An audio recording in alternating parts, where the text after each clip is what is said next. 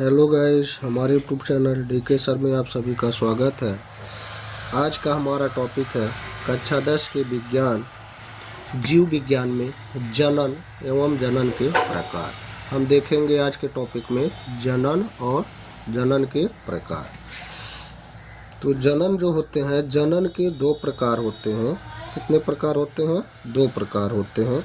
एक होता है जीवधारी जो होते हैं, जीवधारियों में जनन के हम दो प्रकार पढ़ते हैं, एक अलैंगिक जनन और एक लैंगिक जनन। क्या होते हैं? एक अलैंगिक जनन होते हैं और एक लैंगिक जनन होते हैं। तो इसमें देखेंगे गाइस, अलैंगिक जनन में क्या होते हैं, यानी मनुष्यों में, यानी जनन की वे विधियाँ, क्या जनन की वे विधियाँ जिनमें जीवधारी के शरीर का कोई हिस्सा या कोशिका या इसके द्वारा निर्मित कोई विशेष संरचना एक नए जीवधारी को जन्म देती है, अलैंगिक जनन कहलाती है। यानी ऐसे सामान्य रूप से समझेंगे कि अलैंगिक जनन में किसी दो युग्मकों की ज़रूरत नहीं पड़ती है, कि किसी भी दो जीवधारियों की ज़रूरत नहीं पड़ती है। इस जनन में केवल एक ही जीवधारी ही जनन की प्रक्रिया पूर्ण कर सकता है। इसमें अर्थात ऐसे देख लेते हैं कि देखिए, अलैंगिक जनन में केवल एक ही जनक की ज़रूरत होती है जो नए जीव को जन्म देता है। इसमें किसी दूसरे जीव की ज़रूरत नहीं होती है।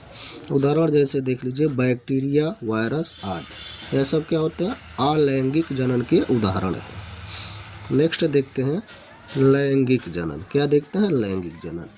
इस महत्वपूर्ण जनन की प्रक्रिया में एक ही जात के दो विपरीत लिंग वाले जीव के योगदान से संतान की उत्पत्ति होती है। किसकी?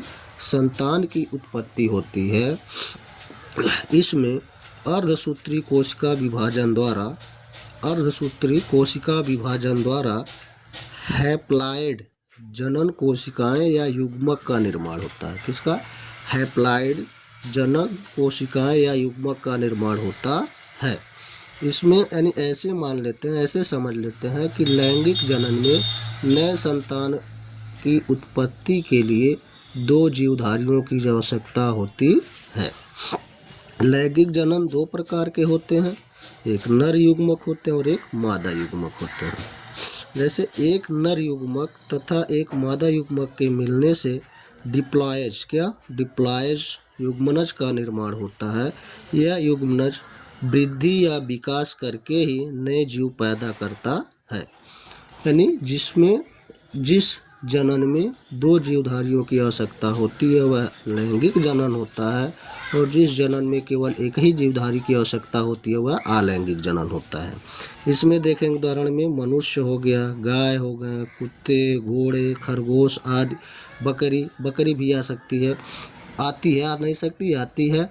तो इस तरह के हमारे लैंगिक और अलैंगिक जनन, इस प्रकार से हम लैंगिक और अलैंगिक जनन को समझ सकते हैं, जो यूपी बोर्ड 2026 के लिए वेरी इम्पॉर्टेंट, यानी मोस्ट इम्पॉर्टेंट टॉपिक आपके लिए है।